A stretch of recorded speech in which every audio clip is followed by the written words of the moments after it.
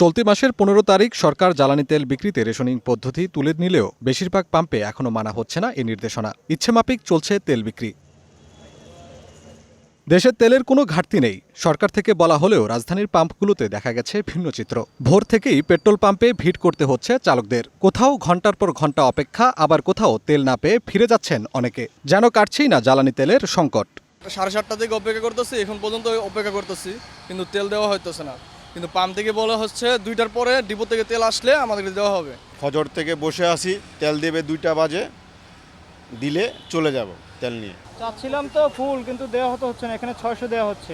রাজধানীর বেশ কিছু পাম্প জ্বালানি সংকটে দীর্ঘ সময় বন্ধ থাকায় চরম ভোগান্তিতে চালকরা। আমার দেশেই সব হইতেছে, অক্টেনের অভাব নাই, এখন কই অক্টেনের অভাব, অক্টেনই তো নাই।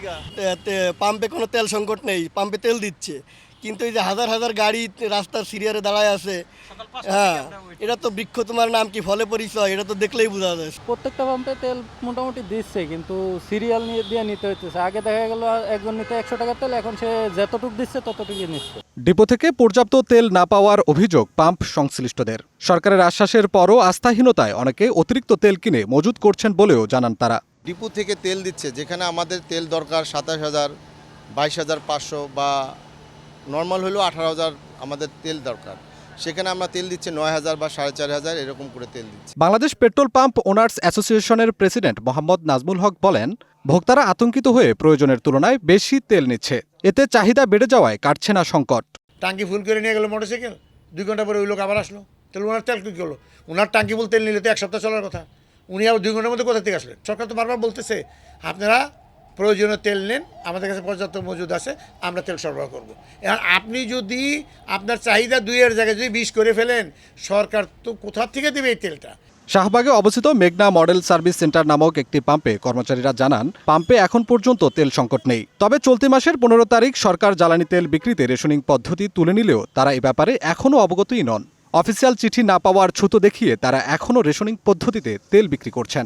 পিসি থেকে আমাদের সর্বশেষ যে চিঠি দিয়েছে রেশনিংয়ের ব্যাপারে, সেটা হচ্ছে মোটরসাইকেলে 5 লিটার এবং প্রাইভেট কারে 10 লিটার, এবং এর বড় গাড়ি যেটা আছে সেটা হচ্ছে 20 থেকে 25 লিটার। আমরা ওই অনুযায়ী এখনো পর্যন্ত তেল দিয়ে যাচ্ছি। এ ব্যাপারে পাম্পের ম্যানেজারের সাথে কথা বলতে চাইলে তিনি ক্যামেরায় কথা বলতে রাজি হননি।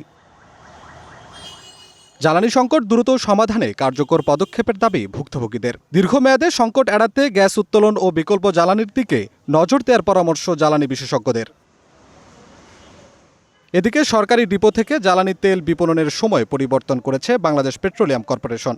ডিপো থেকে জ্বালানি পণ্য সরবরাহ কার্যক্রম সকাল 7টা থেকে বিকেল 3টে পর্যন্ত তেল নিতে পারবেন ডিলাররা। আফরাজ জামিন, গ্রিন নিউজ, ঢাকা।